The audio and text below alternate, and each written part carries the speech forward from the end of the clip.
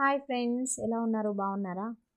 ఇది మా పాప బర్త్డేకి గిఫ్ట్ వచ్చిందనమాట. యాక్చువల్లీ ప్రజెంట్ మా హస్బెండ్ ఓపెన్ చేస్తున్నారు. మా పాప ఎగ్జైట్మెంట్ కూడా చూడండి.